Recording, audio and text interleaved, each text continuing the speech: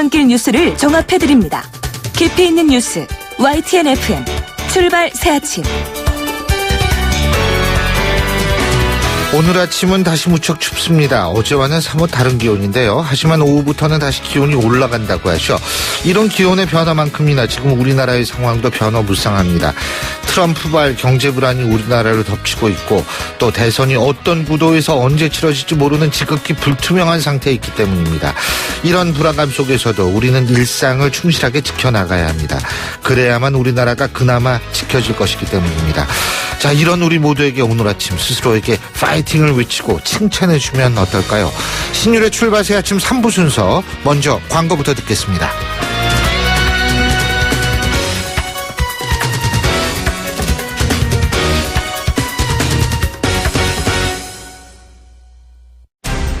온도와 습도를 항상 일정하게 유지시켜주는 항온항습기 전문기업 AR. 전산센터, 반도체 공장, 미술관, 박물관, 귀중품 보관실을 30년 축적된 기술로 AR이 지켜드립니다. 24시간 확실한 서비스 보장 031-497-0561. 아유, 세 단계 종이 또 걸렸어? 정말 제본 하나 하려다가 미치겠네. 내가 진작 현대오피스로 바꾸라니까. 오늘 다 날 셀 거야. 이제 스트레스 받지 마세요. 사무기기 전문기업 현대오피스가 책임지겠습니다. 사무기기의 올바른 기준 현대오피스. 포토라인이 아닙니다. 포토존 탈취장치 19년 오직 한길. 포토존 탈취장치 명품만을 고집해온 센텍. 대표이사 권용석입니다. 하수관악취, 공장 유해악취 이제 포토존에 맡겨주세요. 대표이사가 보증합니다. 센텍 센데 1544-8785. 사장님, 성악가 김동규 씨네 집 바닥재 좋던데 우리 집도 똑같은 걸로 해줘요. 요즘 떠오르는 바닥재 스타 강마루. 스타일 좋고 습기 열 긁힘에 강하니까 오래 사용하려면. 그래서 스타 강마루로 하는구나. 성악가 김동규입니다. 강마루 스타는 스타 강마루. 스타 강마루. 고객님 사랑합니다. 배우 박서연이에요. 제가 뭘 잘 잊는 걸로 소문나 있잖아요. 근데 딱 한 가지 안 잊어먹는 게 있답니다. 대리운전 번호 2588 말이죠. 2588은 안 되는 노래까지 되더라고요. 좌우로 정렬 2588. 자, 따라해보세요. 이카운트 ERP 4만원. 회계 관리. 이카운트 ERP 4만원. 재고 관리. 이카운트 ERP 4만원. 생산 관리. 사업 성공 함께해요. 이카운트 ERP의 모든 기능을 월 4만원에 드립니다. 이카운트. 가입비 부가세 별도.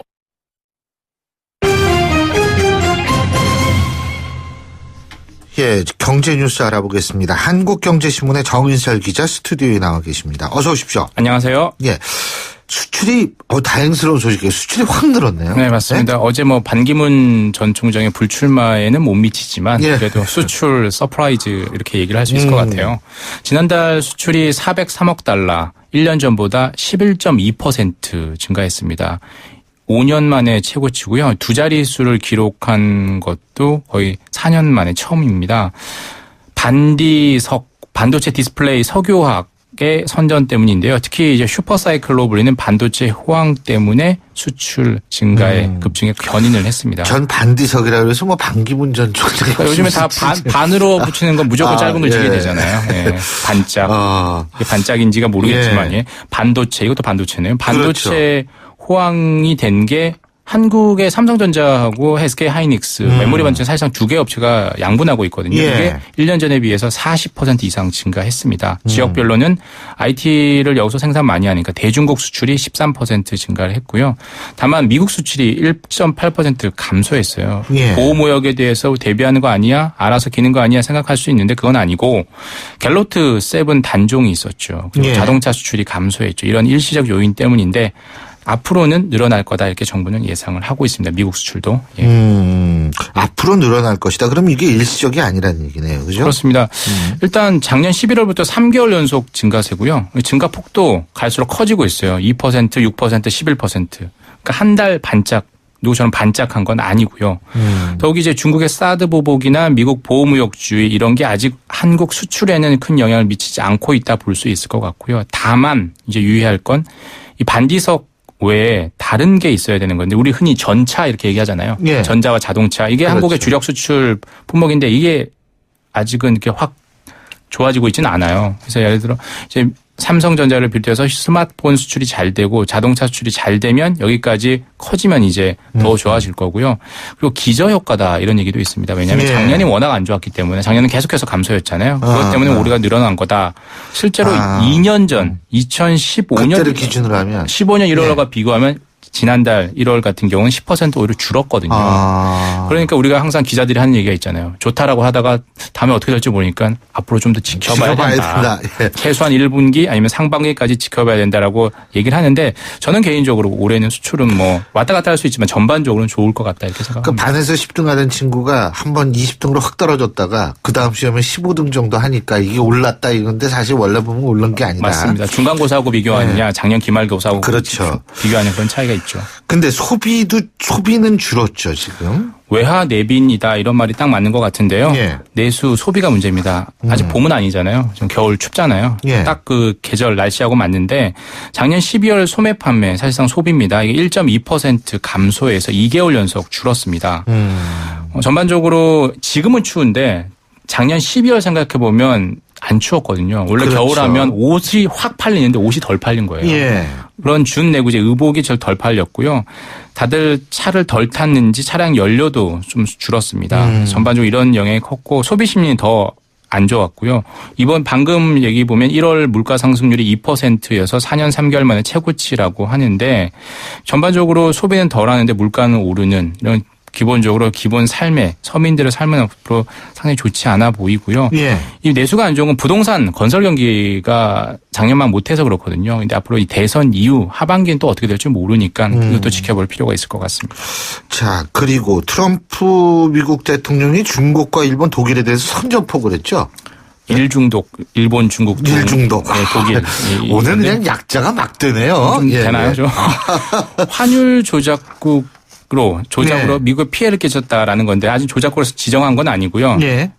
보통 대통령이라고 하면 전장케 얘기하지만 트럼프 대통령은 아니잖아요. 그렇죠. 누구의 마음에 있는 말을 대신해 주는 거잖아요. 네. 이분 이렇게 얘기를 했습니다. 중국, 일본이 수년간 무슨 짓을 해왔는지 봐라. 시장을 농락했고 우리는 얼간이처럼 그걸 지켜만 봤다. 이렇게 얘기를 했습니다. 결과적으로 앞으로 이제 환율 조작국을 지정할 수 있다는 분위기를 띄우면 미국이 되게 유리한 고지가 돼서 알아서 길 거 아니에요. 일본, 그렇죠. 중국, 독일이. 그리고 나중에 협상할 때 좋은 유리한 고지에서 협상을 할 수 있는 거고요. 그러니까 환율 조작국 지정 분위기를 만들어서 유리한 곳이 있으려는 그런 화법으로 보입니다. 이제 문제는 우리나라도 가능성이 있는 거 아니에요? 환율 조작국. 맞습니다. 특히 보통 남의 불행은 우리의 행복일 수 있잖아요. 특히 그렇죠. 일본을 예. 보면 그런데 경쟁 상대고 경합 상대이기 때문에 그런데 마냥 기쁘지는 않죠. 왜냐하면 다음 타자는 누구 이런 생각이 들잖아요. 네. 일본, 중국, 독일 다음에 혹시 한국 아니야 이렇게 생각할 수 있는 거잖아요. 특히나 실제 독일, 중국, 일본과 함께 우리나라도 한국도 환율 조작국 아래 단계인 관찰 대상국, 요주의 대상국에 들어가 있거든요. 그래서 예. 언제든 같은 대우를 받을 수 있는 거고요. 아직은 아니다라고 하지만 언제 한미 FTA 재협상 카드 들고 나올 수 있잖아요. 거기에 대해서 우리가 대응할 카드가 별로 없는 거죠. 근데 이렇게 되면은 결국 그러니까 트럼프가 이렇게 자꾸 이 시비를 거는 거는 달러를 약하게 만들려고 맞습니다. 하는 거 아니겠어요? 맞습니다. 그죠? 지금 미국 수출이 계속해서 늘어야 되는데 저금리 약달러가 돼야 되는데 고금리 강달러가 되니까 계속해서 이런 그렇죠. 입으로 이렇게 구두 개입을 그러니까 하는 거죠. 미국 금리가 어떻게 되는 간에 달러가 약달러가 되면 실제로 우리나라 금리 시장 금리는 올라갈 수밖에 없는 거 아니에요? 그 그렇죠. 상황이. 그렇습니다. 그죠. 이게 참 그래서 걱정인데. 자, 그리고 공항 면세점을 두고서 관세청과 인천공항공사가 싸우는 모양이에요. 예? 왜 싸워요? 지금 면세점 허가를 내주는 거, 인가를 내주는 것은 시내 면세점, 서울 시내에 있는 면세점은 관세청이 그걸 칼자를 쥐고 있고 공항 면세점은 인천공항공사, 한국공항공사, 공항공사들이 가지고 있어요. 예. 그런데 이 공항 면세점도 관세청이 관할을 하고 싶어 하는 거죠. 왜냐하면 뭐 갈수록 밥그릇이 커지면 일자리도 많아지고 하는 건데 인천국제공항의 2터미널이 제2터미널이 올 10월에 완공이 돼요. 지금 1터미널의 한 절반 정도 크기로 예. 거기도 면세점이 들어가거든요. 여기에 대한 면세점 지정하는 걸 관세청이 하겠다는 거죠. 그럼 가만히 있던 공항공사 입장에서는 조물주 위에 있는 건물주, 자기들 건물 안에 들어온 세입자를 정하는 건데 니들이 무슨 상관이냐, 간섭을 하냐 이렇게 얘기를 하는 거죠. 늘 우리가 정해왔는데 그렇지만 관세청은 국가 기관이니까 우리가 정하는 게 맞다라고 맞서고 있어서 예. 결국에 싸움이 길어지면 그 공항공사가 누군가 들어오겠습니다라고 정해도 관세청이 면세 특허장을 발급해줘야 되는데 이걸 안 해주겠다는 거죠. 결과적으로 나는 돈 내고 들어가겠습니다라고 세입자로 결정되는데 나중에 영업도 못하게 되는. 그렇게 되면 공항에 면세점이 텅 비어 있을 수가 있잖아요. 그럼 이용객들도 불편을 겪을 수 있겠죠. 앞으로 그 상황을 두 기관의 어떤 협상 과정을 지켜볼 필요가 있을 것 같습니다. 예, 잘 알겠습니다. 오늘 말씀 잘 들었습니다. 고맙습니다. 감사합니다. 예, 지금까지 한국경제신문의 정인설 기자였습니다.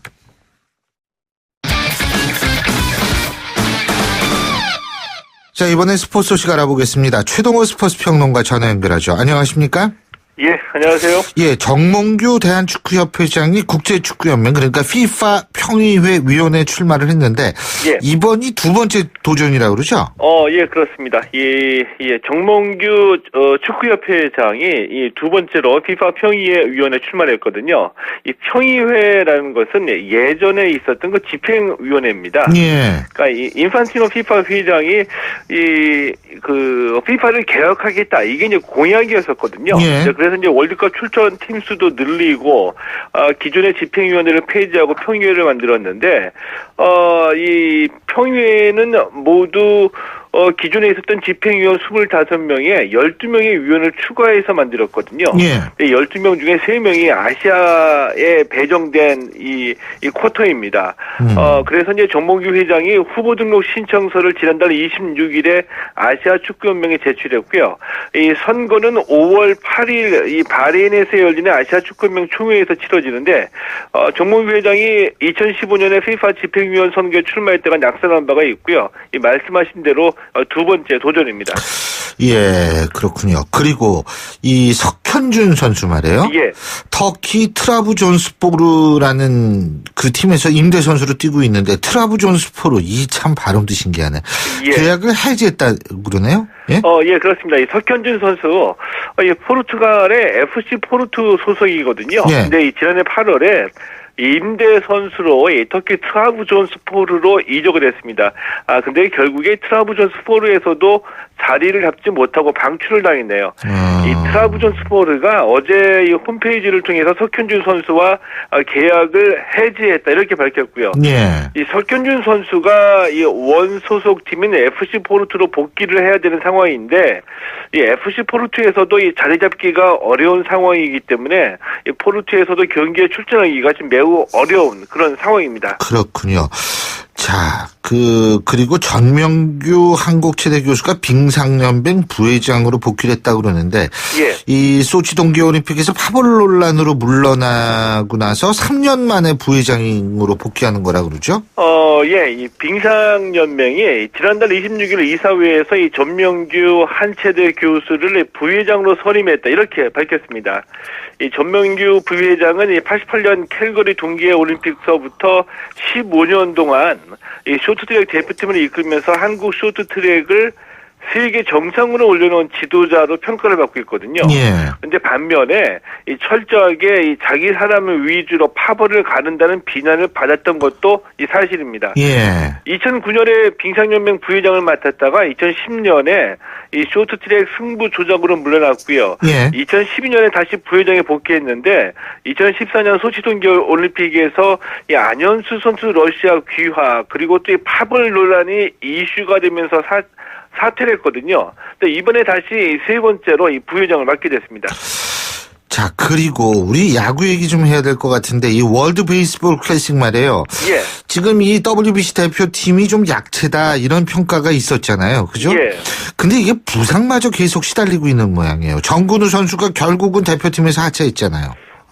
예. 계속해서 이제 부상 때문에 선수들이 대표팀에서 나오고 있는데, 이 정근우 선수도 이 부상 때문에 WBC 대표팀에서 물러나게 됐습니다.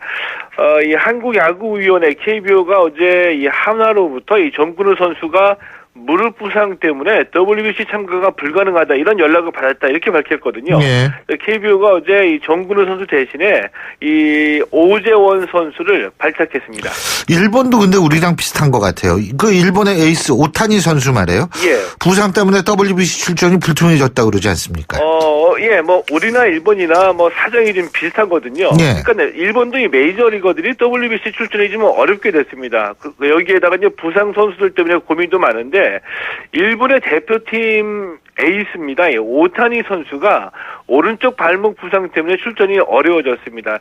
이 오타니 선수 웬만한 우리 국내 야구 팬들도 잘 알고 있거든요. 그렇죠. 왜냐하면은 2015년 프리미어 투어부에서 우리나라와 이 경기할 때 2번이나 이 등판했는데 이 13이닝을 무실점 피안타 3개, 탈삼진 21개로 틀어막으면서 아주 잘 던졌습니다. 예. 그래서 아주 깊은 인상을 남겼는데, 이 오타니 선수가 재밌어요. 그러니까 예. 일본 프로야구에서는 지난해 10승 4패를 기록한 투수인데 타자로도 활약을 하고 있거든요. 예. 이 타자로는 홈런 22개, 타율 3할 2푼 1리를 기록했습니다. 예. 그래서 지난해 이 퍼시픽 리그 베스트 9을 뽑을 때 투수와 타자 동시에 다 이 베스트 9에 선정이 됐거든요. 예. 소속팀인 리오네메 히데키 감독이 이 WBC에서 투수로 뛰기 어렵다 이렇게 얘기했는데, 타자로 뛸 수 있을지는 좀 더 지켜봐야 된다는 얘기입니다. 예. 이 투수로 못 뛰면 타자로라도 뛸 수 있다고 얘기할 수 있는 오타니 선수, 정말 대단하게 느껴지죠. 진짜 그러네요. 예, 오늘 소식은 여기까지 듣겠습니다. 고맙습니다. 예, 고맙습니다. 예, 지금까지 최동훈 스포츠 평론가였고요. 신율의 출발새 아침 3부 순서 여기서 줄입니다. 잠시 뒤 4부에서 뵙겠습니다. 안녕하세요. 배우 박하선입니다. 여러분은 겨울하면 어떤 것들이 생각나시나요? 소복이 쌓이는 눈, 따끈한 호빵, 포근한 이불 속에서 까먹는 귤은 생각만 해도 기분이 좋아집니다. 하지만 10살 은호는 난방비 걱정에 불도 떼지 못하고 낡은 집으로 스미는 칼바람과 혹독한 추위를 견뎌내야 합니다. 이 겨울이 우리 아이들에게만 유독 매섭게 느껴지지 않도록 월드비전과 함께 여러분의 따뜻한 사랑을 전해주세요. 후원 문의 1688-3570, 1688-3570. YTN 라디오 캠페인 더 가까이. 안녕하세요. 셰프 에드워드 곤입니다. 바쁜 일정을 소화하다 보면 마음이 급한 나머지 운전이 과격해질 때가 있죠. 과속과 급제동은 위험할 뿐만 아니라 대기 오염도 심화시킨다고 하는데요. 환경 오염을 막고 연료 소비를 줄이기 위해 자동차 탄소 포인트제가 시행됩니다. 친환경 운전 습관으로 온실가스 배출을 줄이면 인센티브로 되돌려주는 자동차 탄소 포인트제. 경제 속도를 준수하고 급출발, 급제동을 줄여 환경도 보호하고 인센티브도 받는다는 것. 맛과 영양을 모두 챙기는 훌륭한 요리와 같지 않나요? 깨끗한 환경은 더 가까이, 지구온난화는 저 멀리. 친환경 운전 습관을 실천합시다. YTN 라디오 캠페인 더 가까이. 한국환경공단과 함께합니다. 골프 장갑도 지맥스, 생산 장갑도 지맥스, 헬스 장갑도 지맥스, 가죽 장갑도 지맥스, 장갑하면 지맥스. 대한민국 우리 장갑 지맥스. 30년 한길 범양 글러브가 만듭니다. 글러브 맥스. 지맥스. 한국어요? 어릴 적부터 엄마 손에 이끌려 한글 학교를 다녔어요. 그때는 싫었지만 이제는 감사해요. 그리고 한국어 하는 내가 자랑스러워요. 알고 계십니까? 전 세계 118개국 1,900여 개의 한글 학교에서 10만 명의 재외동포 아이들이 우리의 역사와 문화 그리고 한글을 배우고 있습니다. 그들이 어디에 있든 한민족이라는 뿌리를 잊지 않도록 재외동포 재단은 전 세계 한글 학교를 지원하고 있습니다. 720만 재외동포의 든든한 버팀목. 재외동포 재단. 남친 폰도 여친 폰도 폰은 달라도 충전은 팝폰. 집에서도 차에서도 장소는 달라도 충전은 팝폰. 언제 어디서나 스마트폰 충전기 브랜드 팝폰. 콘이 아니라 폰. 팝폰. 날카로운 분석, 내일을 보는 시선. 신율의 출발 새 아침. 예, 신율의 출발새 아침 4부 순서 시작할 텐데요. 자, 오늘 하루도 여러분 정말 푸근하게 시작하시라고 저희가 준비한 코너가 있죠. 한마디 함께 들으시죠.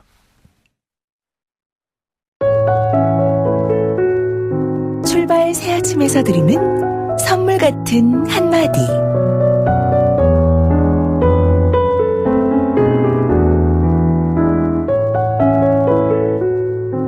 난시 교정용 안경을 쓰고 있다. 안경에 작은 얼룩만 있어도 눈앞이 온통 흐려진다.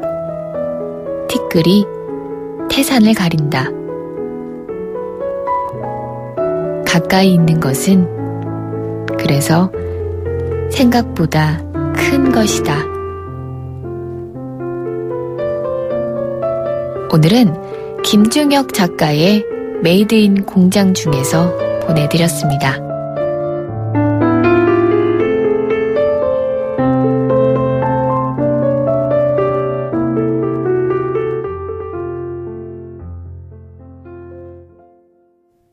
YTN 라디오 신율의 출발 새아침. 지난달 20일이었었죠. 도널드 트럼프가 백악관에 입성을 했는데, 이 후보 시절부터 대통령이 된 지금까지 전 세계가 조용할 날이 없습니다. 이번에는 반이민 행정명령을 강하게 밀어붙이면서 국제사회가 들끓고 있는데, 안에서는 의회가 반발하고 밖에서는 시위가 일어나고 지금 미국 내에서도 극심한 혼란이 계속되고 있습니다. 관련해서 민정훈 국립외교원 미주연구부 교수 전화 연결해서 자세한 얘기 들어보겠습니다. 민 교수님 안녕하십니까? 예, 안녕하세요. 예. 그 반이민 행정명령 이게 뭔지 우선 간단하게 설명부터 해주시죠. 예, 트럼프 대통령이 지난 1월 27일에 테러 위험이 있는 이슬람권 7개 국가, 즉 이란, 이라크, 시리아, 예멘, 리비아, 수단, 소말리아 등 7개 국가에 대해서 미국 입국과 비자 발급을 90일 동안 중단을 하고, 그리고 난민의 미국 입국을 120일 동안 금지하는 반이민 행정명령에 서명을 했는데요. 이러한 행정명령이 선거 기간에 주장했던 강경한 이민 정책을 추진하는 것이 아닌가 이렇게 보이고 있습니다. 예, 근데 이 행정명령이라는 것이 사실 미국만의 독특한 제도라고 볼 수 있는 건가요? 사실 행정명령이 영어로서 이그제큐티브 오더라고 하는 건데요. 이게 사실 행정부 내부의 지침이라고 할 수가 있습니다. 그래서 행정부 관료들에게 구속력을 갖는 것이고요. 그리고 의회 승인이 필요가 없는 것이거든요. 그래서 입법권이 없는 대통령의 권한 강화를 위한 것이고, 그리고 의회의 동의 없이 대통령이 서명을 하면 즉시 효력이 발동되는 사안입니다. 그렇군요. 자, 그러면은 이 행정명령 부처도 모르고 그러니까 시키면 해라 이런 얘기인데요. 그죠? 예? 그러니까 조율도 필요 없고 결국은 대통령의 고유 권한이라는 얘기인데, 지금 여러 가지로 이 행정명령이 발표된 이후에 예를 들면은 법무부 장관 대행이죠. 거기도 권한 대행. 지금 트럼프가 해임을 하고 막 이랬지 않습니까? 그죠? 그거는 적법한 건가요? 예, 법무장관은 임명직이기 때문에 대통령이 주장을 해서 해임을 하면 전혀 상관이 없다고 생각이 되고요. 그리고 이와 관련돼서 드릴 수 있는 말씀은 사실 의회에서도 연방의회에서도 반발이 일어나고 있고 또한 일부에서는 민주당 의원들이 주축이 돼서 이런 행정명령을 뒤엎는 연방법을 추진하겠다 이렇게 주장을 하고 있는데요. 그렇지만 연방의회가 대통령 행정명령에 미칠 수 있는 영향력은 제한적이라는 게 중론입니다.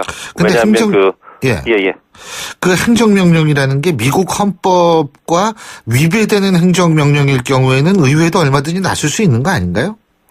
의회가 나설 수 있는데요. 근데 의회가 할 수 있는 것은 연방법을 제정하는 게 최선이거든요. 그렇지만 헌법에 규정된 대통령의 권한을 뒤엎기 위해서는 가장 중요한 것은 헌법을 수정하는 것이고요. 그거 쉽지 않고, 그리고 일단 연방법을 추진해서 의회에서 통과를 시킨다고 하더라도 이 연방법에 대해서 대통령이 서명을 해야지만 연방법이 통과가 되기 때문에 이러한 법안에 대해서 대통령이 서명을 하지 않고 거부권을 행사한다면 통과되기가 쉽지 않고요.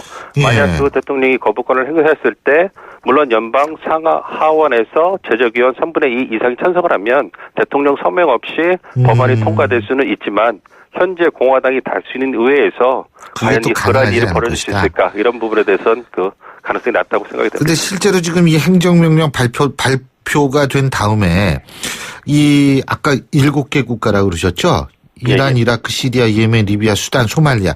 이 국가 출신 입국자들이 공항에서 억류가 되고 이런 적이 있죠. 그죠? 네, 그렇습니다. 예. 그리고 뭐 시위대까지 공항에 몰려가고 아마 이랬던 모양인데요. 근데 지금 유럽연합도 상당히 반발이 극심한 것 같아요. 그리고 특히 유럽연합에서 탈퇴했습니다만 영국 메이 총리 같은 경우에도 상당히 우려의 목소리를 내고 있고 교황청 역시 마찬가지인데 도대체 어떻게 하겠다는 거예요? 그래서 이 트럼프는. 예? 그래요. 굉장히 좀 국내적으로 반발이 많이 되고 있는 상황인데요. 예. 그렇지만 저희가 주목해야 될 것은 지금 트럼프 후보가 하고 있는 이런 트럼프 대통령이죠, 이제. 예, 이런 부분이 사실은 트럼프 후보가 선거 기간에 강하게 주장했던 공약 중에 하나입니다. 예. 그렇기 때문에 취임 이후에 저희 나라도 마찬가지지만 취임 후 대통령이 자신의 지지자들에게 자신이 핵심 공약을 어떻게 실행하고 있는지를 보여주는 것이 필요하거든요. 그렇기 때문에 시행을 하고 있다고 생각을 하고 저희가 또 주목해야 될 점은 이러한 반임 행정명령에 대해서 국내적으로 비판이 일고 있지만 여론조사를 보면 거의 미국인의 절반이 49%가 이번 반이민 행정명령을 지지하고 있는 상황입니다. 그리고 트럼프의 지지자들은 트럼프 대통령이 당선돼서 자신의 핵심 공약을 서서히 빠르게 진행시키구나 이러한 인식을 갖고 있는 상황이기 때문에 저희가 유념을 해야 된다고 생각이 됩니다. 그러면은 그 얘기는 결국 숨어있던 트럼프 지지자들이 이제는 정책에 있어서는 아예 공개적으로 지지 표명을 하고 나섰다 이렇게 볼 수 있다는 얘기입니까? 공개적으로 지지 표명은 하진 않더라도요. 지금 절반이라는 숫자가 나온 걸 고려를 한다면 그렇지만 이번 조치가 사실 인권과 어떤 미국은 다민족 공동체라는 가치가 있지 않습니까? 그렇죠. 그래서 이러한 부분에 위배가 됨에도 불구하고 거의 절반의 미국민들이 찬성한다는 것은 실질적으로 그보다 더 많은 미국민들이 찬성을 하고 있다라는 그런 암시를 주는 게 아닌가 이렇게 해서 생각이 듭니다. 근데 제가 민정훈 교수님께 또 하나 여쭤볼게. 예? 7개 나라 중에 사우디는 빠졌어요. 이 사우디 같은 경우에도 상당히 좀 주목을 받아야 되는 국가라는 얘기들도 많지 않습니까? 예, 그렇습니다. 이거는 결국은 그냥 명분으로 진짜 자기가 필요한 거는 싹 빼고 하는 거 아니에요? 결국은? 예, 그렇다고 생각이 됩니다. 그래서 이에 관해서 트럼프 행정부의 중동 정책이 윤곽을 드러내는 거 아니냐 이런 분석이 조심스럽게 나오고 있습니다. 네. 오바마 전 행정부의 중동 정책은 미국의 전통적인 우방이라고 할 수 있는 사우디아라비아하고 거리를 두고서 이란 핵 협상을 추진해서 하고 그리고 중동 문제에 직접 개입을 최소화했는데요. 반면에 이번 반이민 행정명을 통해서 들여다볼 수 있는 트럼프 행정부의 중동 정책은 사우디아라비아와 관계를 회복하고 이란이 주축인 시아파 세력을 압박하는 것으로 보입니다. 그래서 이번 트럼프 행정부에서는 이란을 힘으로 압박하겠다 이러한 의도가 나오는 게 아닌가 이렇게 생각이 됩니다. 그런 것들이 장기적으로 미국의 이득이 될 거라고 보세요? 지금 이런 반이민 정책 이런 것들이요? 트럼프 후보가 트럼프 대통령이 가지고 있는 그런 대외 정책, 중동 정책의 틀을 본다면 이득이 된다고 생각하는 거 아닌가 생각합니다. 특히 에너지 산업과 관련해서 미국 이 굉장히 상당한 양의 셰일가스와 원유를 보유하고 있고 그러한 화석 연료의 개발을 통해서 에너지 강국으로 거듭나려고 하고 있거든요. 그렇기 때문에 사우디아라비아 그리고 특히 있다면 러시아 이런 국가들과의 관계를 회복하는 것이 자신의 미국의 이익에 도움이 되지 않나 이렇게 생각하고 있다고 생각이 됩니다. 하지만은 국내적으로 봤을 때 미국 국내적으로 봤을 때 예를 들면 이런 소위 말하는 반이민 정책 같은 것들을 통해서 미국 국내의 인종주의가 더 강해질 수 있는 가능성도 있는 거 아니겠습니까? 예, 그렇습니다. 말씀하신 것처럼 트럼프 후보가 선거 기간 동안에 인종, 종교, 여성차별 논란에 휩싸였기 때문에 사실 분열의 아이콘이다 이렇게 알려졌었거든요. 그런데 지금 조치를 보면 이러한 이미지를 계속 이어져가는 양상이라고 생각이 돼서 과연 앞으로 트럼프 대통령이 분열된 미국 사회를 어떻게 통합해 나갈지 관심이 좀 주목되는 상황입니다. 예. 이 반이민 정책도 그렇고요. 이 환자국 지정하는 문제 있지 않습니까? 이 부분도 그렇고 정말 아주 그냥 어수선하게 만드는 데는 일가견이 있는 것 같아요. 예? 네, 그렇습니다. 오늘 말씀 여기까지 듣죠. 고맙습니다. 예, 감사합니다. 예, 지금까지 국립외교원 미주연구부의 민정훈 교수였습니다.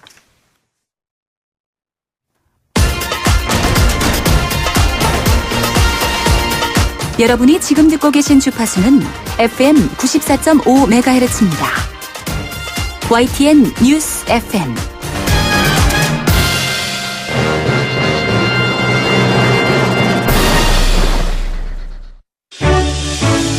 역사의 시선으로 뉴스를 읽어봅니다. 히스토리 뉴스.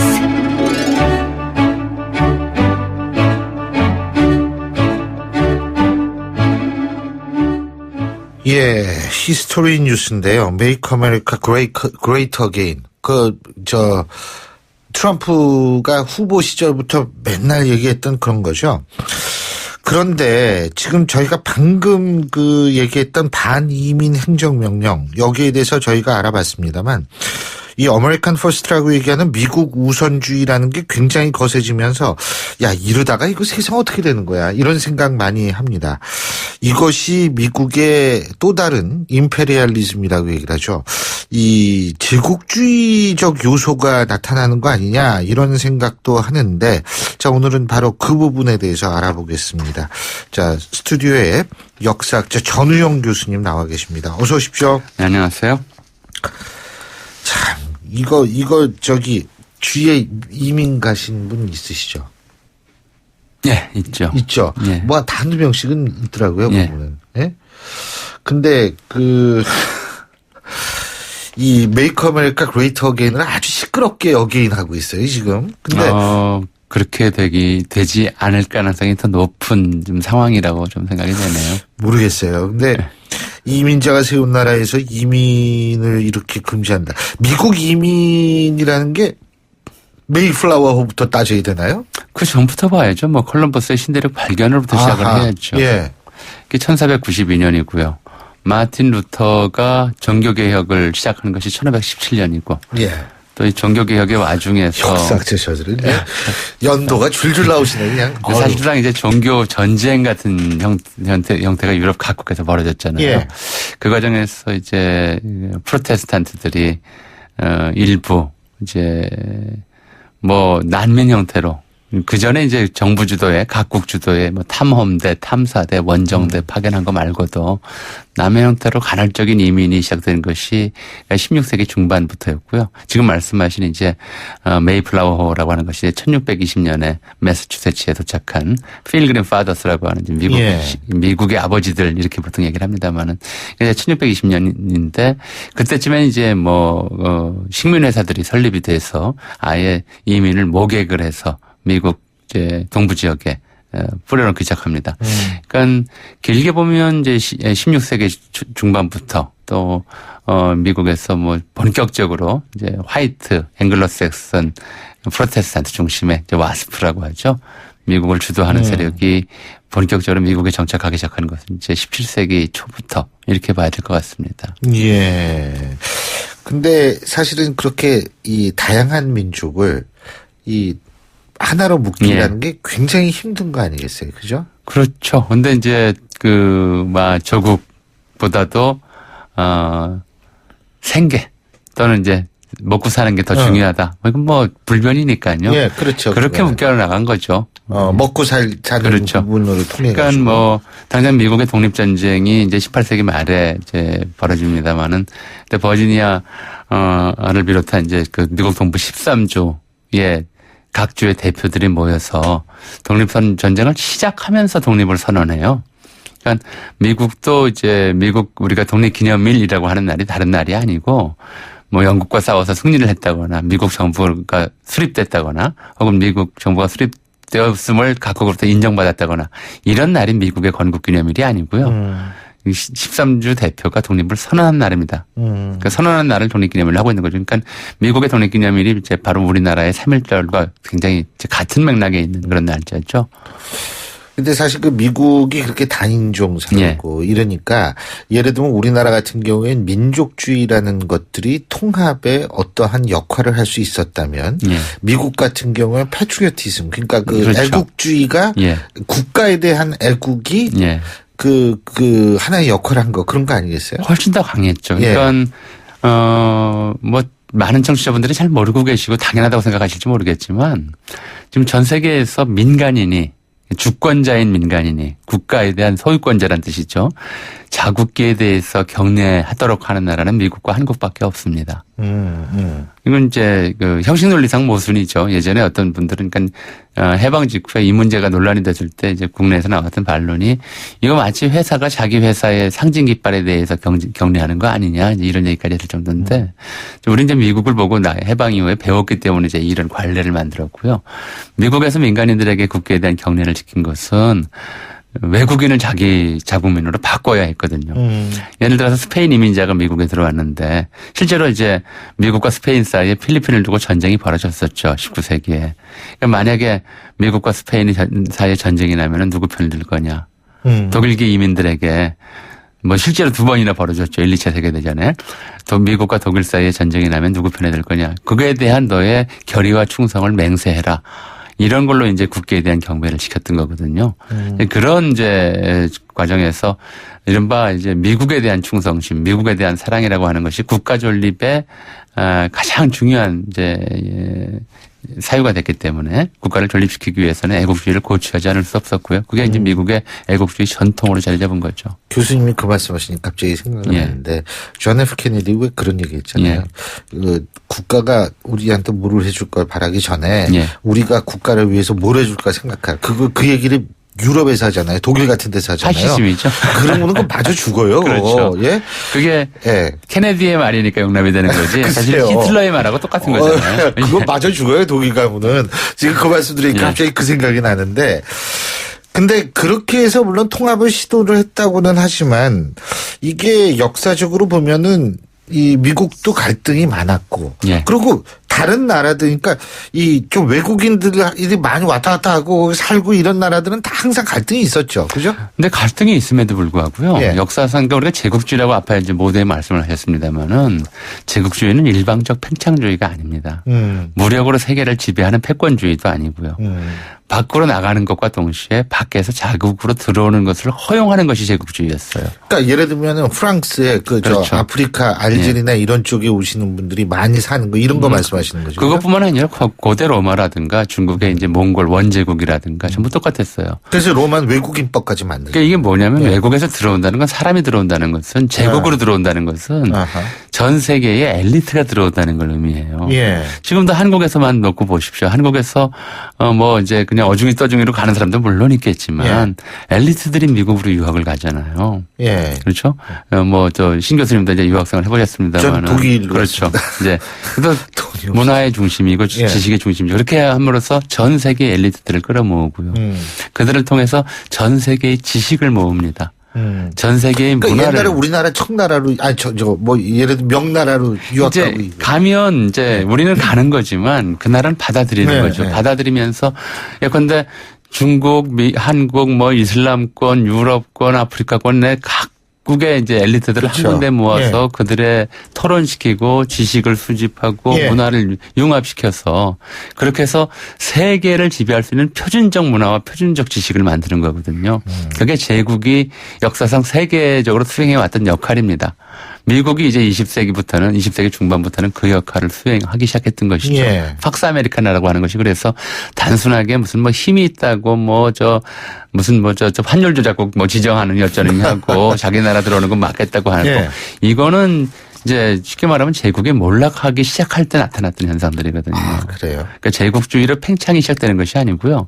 스스로 문을 닫아 걸고 외부에 대해서 이제 도덕이라든가 표준적 가치, 표준적 문화 이런 것들을 만들어서 세계인들에게 혜택을 주는 것을 포기하고 나는 나쁜 놈이요, 나는 강도요, 나는 깡패요라고 선언하는 그 순간부터 이제 전 세계적인 헤게모니가 급격히 상실되기 시작하는 거죠. 이건 뭐 그동안 뭐 제국을 형성했던 그렇죠. 그죠? 제국을 형성해 왔고 제국주의적 팽창을 해 왔고 그렇게 해서 세계 수준의 문화를 건설해 왔던 모든 나라들이 이제 말로를 걷기 시작하는 조짐이었거든요. 그러니까 미국의 지금 트럼프의 저것이 이제 미국민들에게는 당장 속 시원하게 느껴질지 모르겠지만 궁극적으로 보자면 미국의 세계적인 헤게모니, 그러니까 도덕적 문화적 헤게모니를 약화시키는데 굉장히 큰 계기가 될 것이다.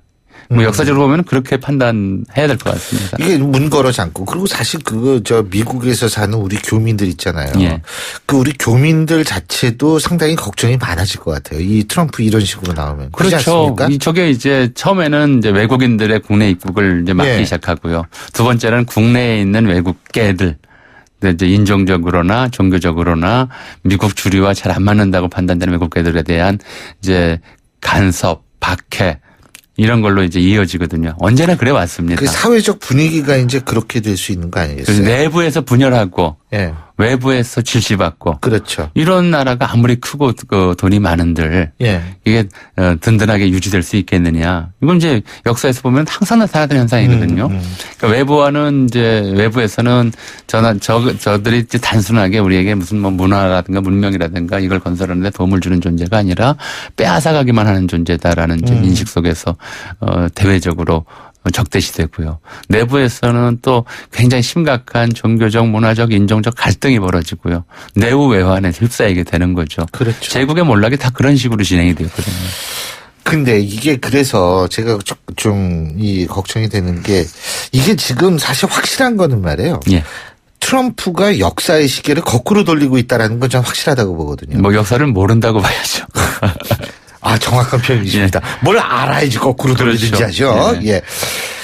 이런 식으로 되면은 이게 이제 그 미국이 어떻게 되든 간에 이 세계에 미치는 영향이 이게 문제 아니에요? 그러니까 사실은 굉장히 두렵기도 해요, 한편으로는. 그건 사실 그래봤자 이제 한 세기도 안 됐어요. 미국의 헤게모니 시대라고 하는 것이. 역사적으로 보자면 굉장히 1000년 제국 로마라든가 200년 제국 몽골에 비하면 이제 한 세기도 안 된 짧은 기간인데 그 사이에 인류의 과학기술 문명, 특히 무기와 관련된 과학기술은 엄청나게 진보됐거든요. 근데 제국이 하나의 이제 조짐으로서 이 조짐이 저는 좋다 나쁘다 할 수 있는 상황은 판단하긴 쉽지는 않습니다만은 조짐으로서는 지금 팍스 아메리카나가 잘못된 방식으로 이제 풀려나가고 있다는 것이고 하나의 제국이 이제 동요하고 있다.